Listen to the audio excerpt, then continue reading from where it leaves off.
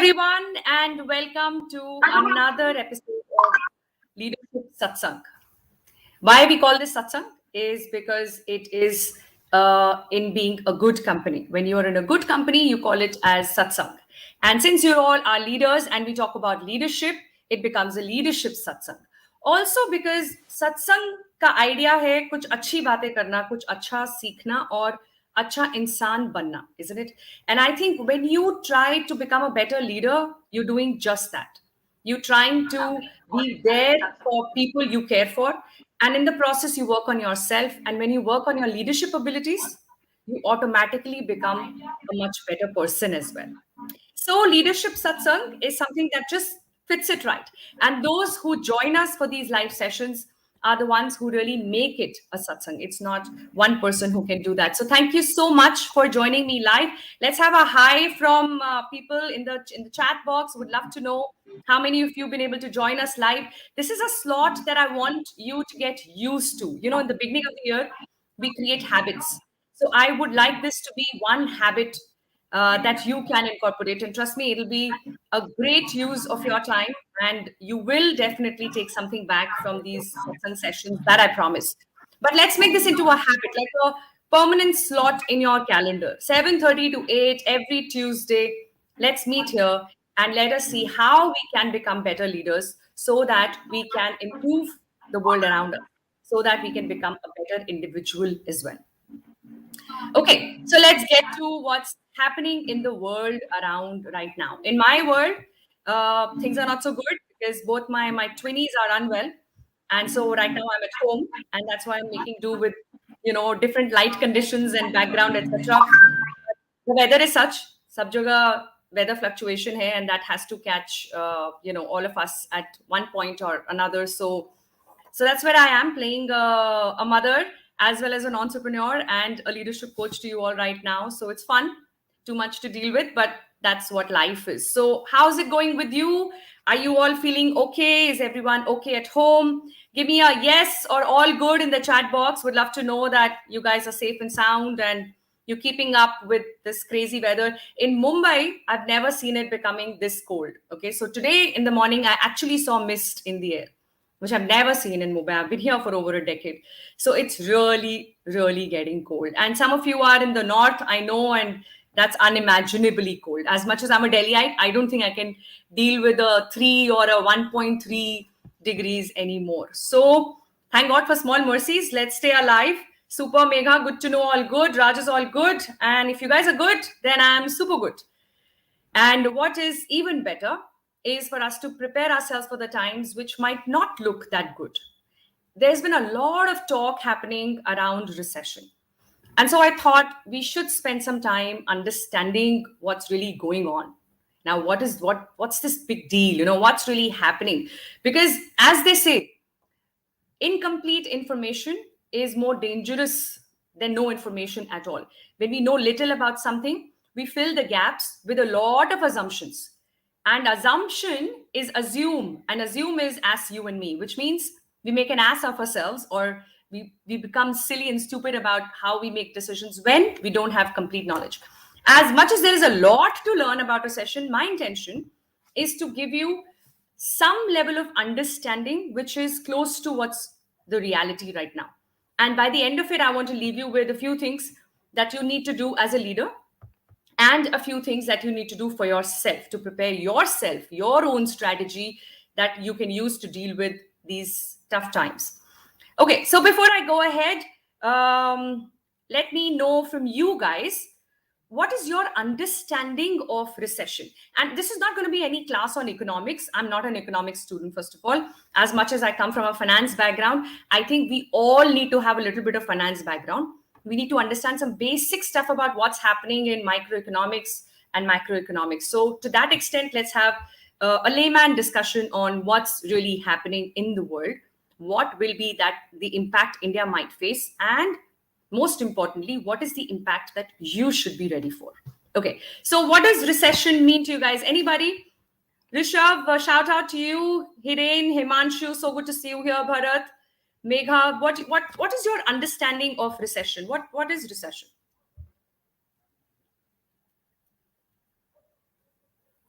Let's see. Some of you are probably Googling right now to come up with a smart one-liner. And I don't want that really. I just want your understanding. So you're saying profitability of business is low, and that is recession. Okay. Mary says, hi, Mary. Good to see you here.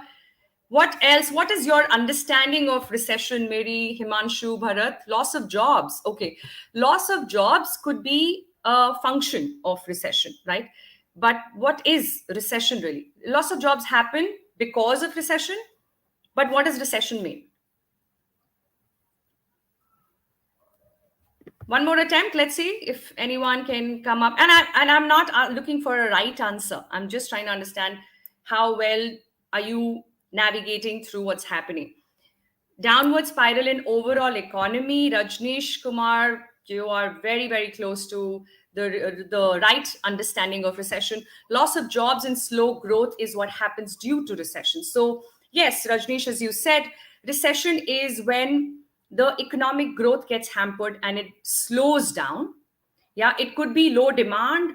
It could also be broken supply chain, or what we call as a negative supply shocks.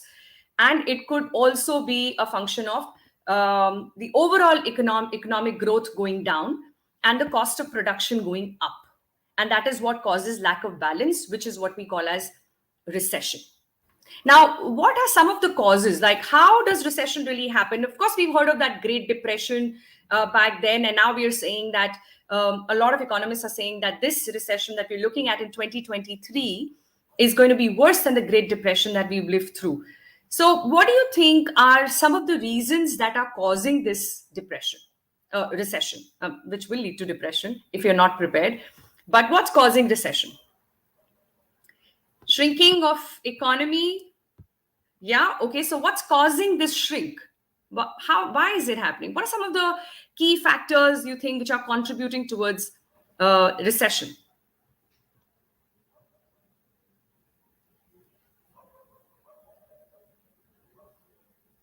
Broken supply chain. Absolutely, Bharat. You nailed it. Yes. Yes. Any other factor?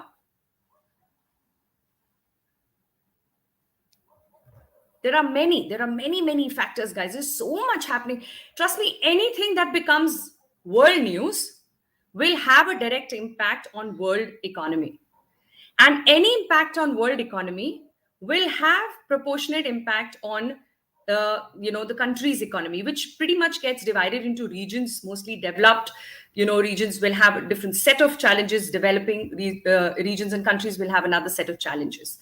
So let me open up my mind map so that we open our mind to what is really happening.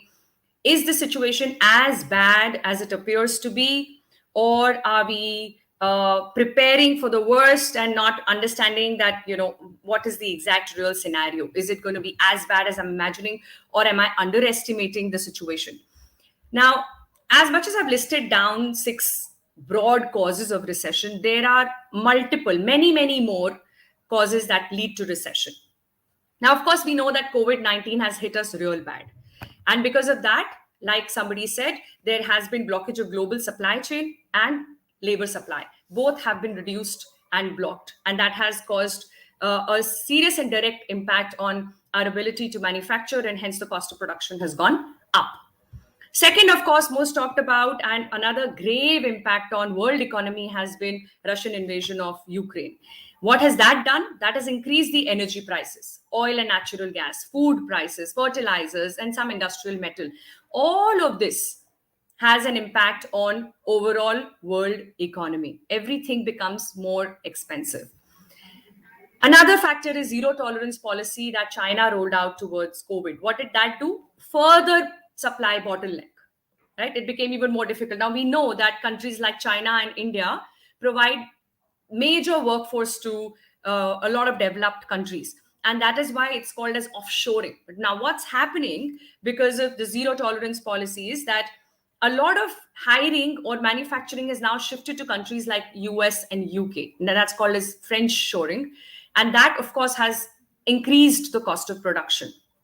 Now, aging population also has an impact. Now, it's not a major cause of recession, but it is definitely adding to it. Why? Because as population ages, consumption will increase and production will reduce, right? Because their ability to produce is that much lower and consumption is that much higher. They require to consume more. So aging population is a concern, especially in some of the specific countries, developed countries.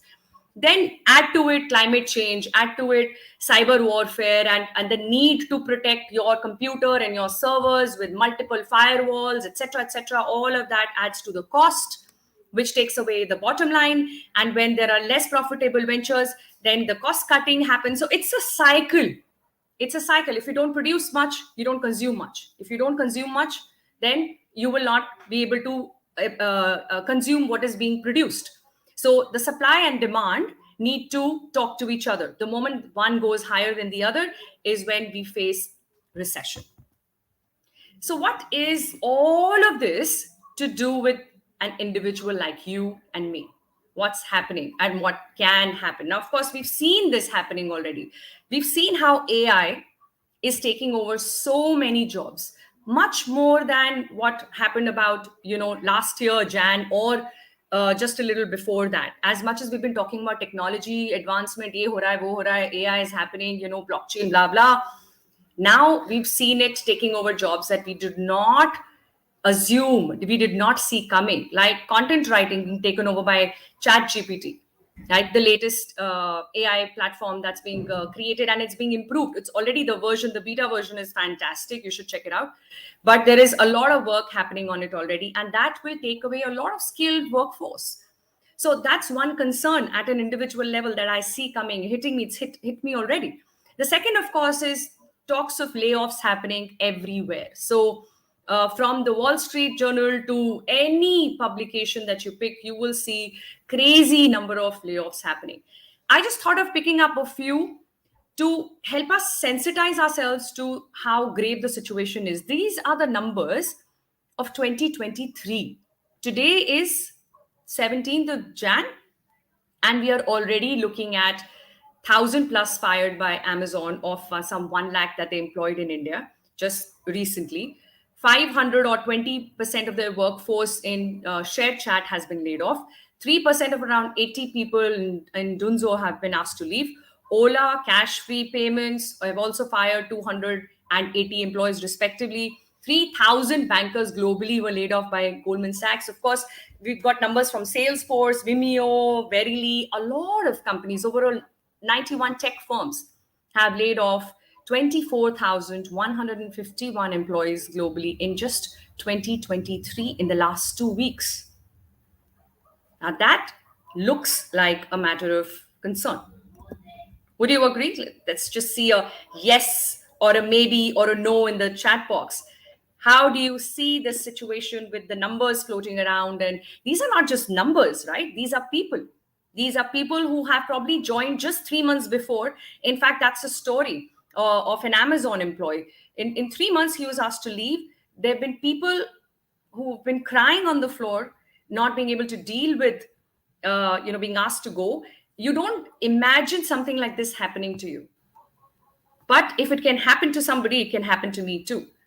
And that's when I need to prepare myself for what is it that I can do? What's within my circle of influence? Now, I can't really do much about, the oil and gas pricing. I probably can't do much about the bottleneck that's been created because of some laws or policies that a country decides to go ahead with. But I can definitely do a few things more consciously, more deliberately in my world, within my circle of influence. And that's where I want to take your attention. And before I go there, let me tell you this. Recession is not an event. It's a process. Business runs on a cycle. There are highs and there are lows. It's not the first time recession has hit us. It's not the last, right? So if we look at a situation as an event, we might get sucked into the whole story of it. Oh God, what will happen to me? What are the causes this time? Blah, blah, blah. Most of your concerns will have nothing to do with your circle of influence. You can't do anything about it, but it'll come into your conversations, and from there into your thoughts, and from there into your sleep, and then you know what happens thereafter. So I want you to first look at this as a process. There are highs when business was going well. Now is a time when it's probably going to be a little slow. That's all that's going to happen. And like I said, it will not happen for the last time. It's just happening one more time.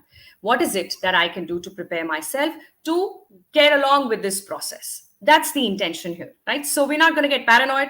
We're not going to overanalyze the situation. We're only going to see what's possible for me to do. As simple as that. I'm going to pick up the comment here in shares here. He says, I agree. But in the manufacturing sector and energy sector, for my business, it's a great opportunity to source best manpower because my industry payroll isn't among top 3 to 5 expenses. Not just that. You know what happens when layoffs happen? The companies at an organizational level, I'm saying, we become so insecure because people who are ready to leave first when the ship catches fire are the best people because there are more opportunities for them. And when you start losing your best, everything gets impacted.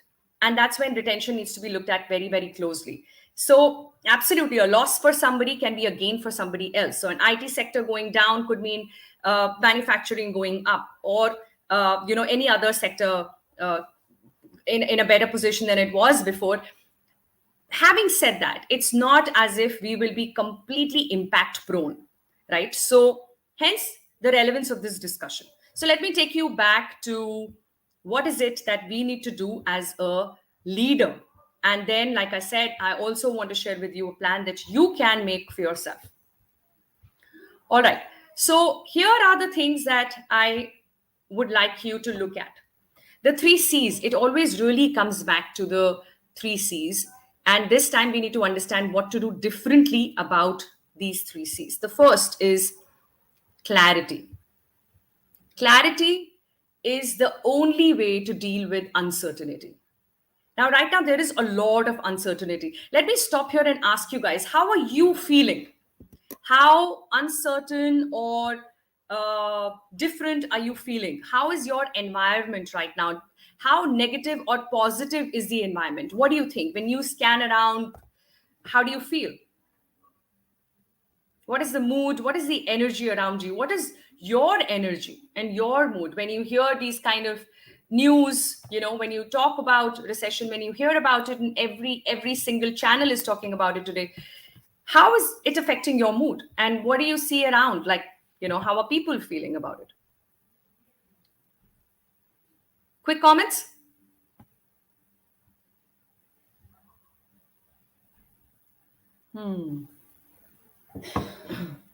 Okay. No news is good news. Raj says that ignorance is bliss. I don't want to hear anything bad, so I don't listen to news at all. But I wouldn't agree with that strategy, my friend. It's like being an ostrich and putting your head in the sand and then assuming that the world is good, right? Sometimes it works, most of the times it doesn't. It's good to be aware, but that doesn't mean that you get rattled, right? When you have a plan, you never fail. So we're going to create a plan here today. All right, Hiren, you say that it's a great time as a supply chain getting disturbed, we can enter new markets. Yeah, that's really catching on to the silver lining. And that's a great approach to have. And I think this is what needs to trickle down in the organization as well with leaders like you in the system, right? So when I talk about clarity, it's important to ensure that clarity is presented in twofold manner, right? There is clarity in terms of your long-term plan. What is that bigger picture? Long-term, what is it that you wish to achieve, right? And your short-term plan as well. What is this year looking like? And what are some of the realistic targets or expectations that we can have from each other? This needs to go together. Now, like I said, recession is a part of the process. And because we understand it as process, we know that this alone cannot affect my bigger picture, which is what I want to achieve 5 years from now, unless I see that becoming irrelevant. Then, of course, I go back to the drawing board. But usually, when you create a vision, which is your long-term plan, the vision is always backed by intention, right? So the vision that my company, SBY Academy, has is to make every organization we serve a great place to work. Now, today we think that these are the skills missing in the leaders out there. And this is what will help them to become a great place to work. Tomorrow, some of these skills might be obsolete, irrelevant, and we might look at a different set of skills altogether. But the vision is still the same, to make every organization we serve a great place to work. So the vision is not getting disturbed with some of the events that are happening currently in my present environment, right? So what's that vision, that long-term picture, that big picture, and what's my short-term plan? Both need to be clarified to the last level of the organization. And at a personal level, you need to make sure that you're answering these three questions for people, even if they're not asked directly. What is expected of me? That's a question that will come to everybody's mind in uncertain times, right? What is expected of me? What is expected to happen, where I want you to be real and not sugarcoat and tell me all is well, right? All is well. And what can be their contribution, as in team's contribution, individuals' contribution? How can they make themselves relevant? Now, everybody might not share Hiren's optimism, even in his own team. Possible? Absolutely possible, right? But with someone like him in the system, if he is able to reach out to people who report into him or who are working closely with him, and he's able to answer these questions, it creates a lot more certainty and clarity in the system, and that brings in engagement, and that brings in motivation. And that is what we need to do in the current times. The second C is not just communication, but over communication. These are the times when we need to communicate a little more than usual. And what are we communicating? We need to show them the bigger picture. We need to share with them what is the plan. And we also need to help them understand what should be their priority. Because priorities need to be revisited, especially when there is uncertainty, when there are doubts, when fear is seeping in. You need to put the tasks on the table and together get people's buy-in to say, this is what our priorities look like right now, aligned to the plan that we have, aligned to the big picture that we all should see together. That's the communication required. And over communication, not just with your peers, but again to the last level of your organization. So we need to do that in a very planned and structured way with the intention to ensure that people feel safe. The third C is connection. Really, really important to get down at a personal level. And for that, you've got to build in these three things. I'm sure you have all these three skills to some extent, but you need to brush it up and elevate it to your next level. The ability to be a coach. These are the times when we don't want to tell people, and people don't want you to tell them either. These are the times when we want to ask questions, when we want to know how are they feeling, what's going on in their mind, what are some of the questions that they might have. And that's a coach's approach, right? Asking more than telling. The second skill is listening a lot more and a lot more actively than ever before. And third is, most important in my view, is to do this proactively. There's no point reacting to a situation when people have already started dipping onto their productivity and their performance, right? Before that happens is when you proactively reach out as a coach, ask what's going on, and be a listener, be there to know what their fears are, what their doubts are, and see to what extent you can address them with honesty, right? Show them the real picture, but in a way that it's a little more palatable, right? It should not be so in the face that I don't have the maturity to deal with it. Okay, so I'm going to take a quick pause and see what is it that you intend to bring into your leadership right away. What out of these three C's should you be more conscious of? Let's quickly have a sharing on that. You see, that is the best part and sometimes the toughest part about being a leader. It just never, the preparation and the work never stops. You've got to be on your toes all the time so that you can be a step ahead, so that you can ensure that you've navigated through the unknown, and then you realize how and where is it safe for your team to follow. And hence these leadership satsangs, right? It's just to keep you ahead of the game. It's not as if we won't have a job tomorrow. And we might have it even till end of this year or much longer. But if that one day it seeps into my organization, what can I do with my people? These lessons go handy even then. Today, the reasons could be X and tomorrow it could be Y. But what I need to do is a set of things that I've shared with you. And once you learn that, then crisis management is another strength that you can claim to have. So listening and being proactive, having a proactive plan, Mary, thank you for sharing. Absolutely. I think once we bring that in, proactiveness, very, very important, then we don't need to deal with the damages caused, right? Before the damage happens, we know how to deal with it. And now comes your personal plan. Let me break a news to you guys. No matter how good you think you are with your job, what an organization understands and must understand is that nobody is indispensable. Would you agree? Give me a yes in the chat box. You could be a star performer and yet you could be given a pink slip, and sometimes you might wonder why, but sometimes the decisions have criterias behind them that we don't understand, which means we need to know that nobody is a showstopper, not even me, not even the rock star that I am or I think I am in the organization. I could be asked to leave, and that should be okay, because before that happens, I know how to create a strategy for myself, right? So I call this as a 3P strategy, and I want to share with you what this strategy is so that you start working on it right away. And that doesn't really mean that already some layoffs are happening in your organization and hence you should do this. I would recommend considering these 3Ps right away. There is merit in looking at what they are and working towards them one step at a time, right? Like they say, Rome was not built in a day. So the first P is to understand and assess the prospects. What are some of the opportunities out there? For that, you need to put yourself out there, which means you need to be more on LinkedIn or such platforms. You need to connect more with people. And when you are connecting with people, please ensure that your intention is to give. You're not kind of just creating that base so that one day you can come asking for help.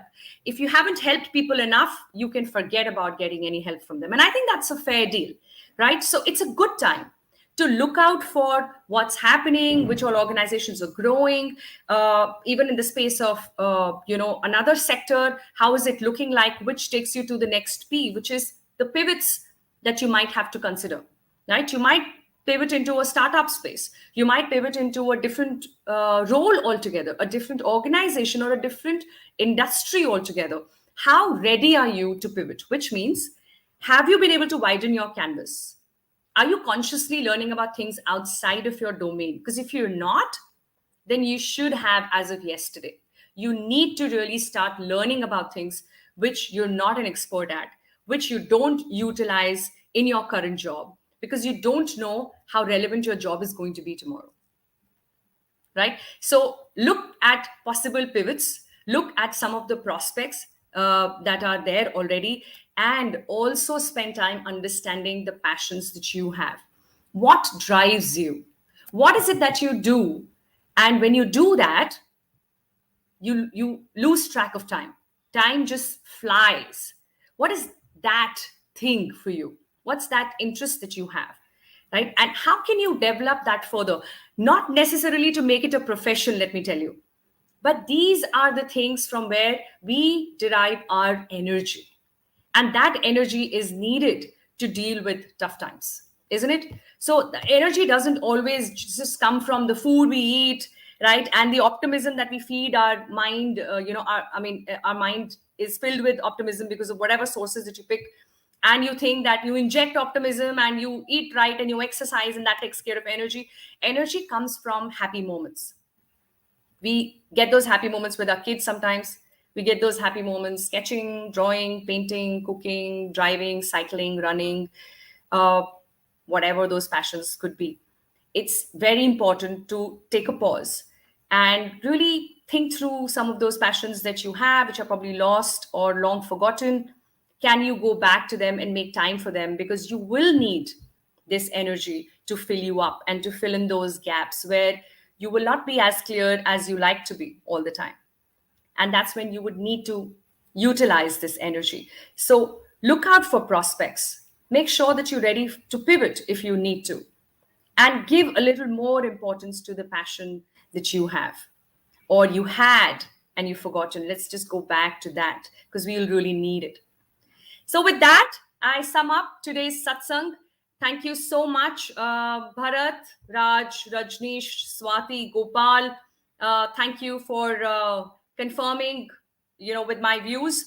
And let me share with you all that a lot of extensive research goes behind sharing, what I share in these leadership satsang, because I take the responsibility to show you a direction, and I do want to ensure that this is the right direction for you and it'll take you to your next level. So all that's left is now for you to walk the path and keep yourself recession ready.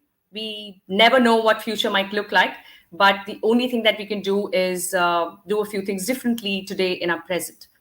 So I hope this was a useful session. Thank you so much for joining in. Would love to know what are your thoughts on being recession ready. How do you think we should lead in such times? Please do add your comments on LinkedIn when we put it out as a post. Would love to know. And also feel free to share what are some of the topics or questions that you would like me to pick up in our subsequent episodes together every Tuesday at 7:30. Thanks once again, everyone who joined in live. Means a lot. This is Yukti Kapoor Medirata signing off for now. I'll see you next week. Same place, same time. God bless you all. Thank you.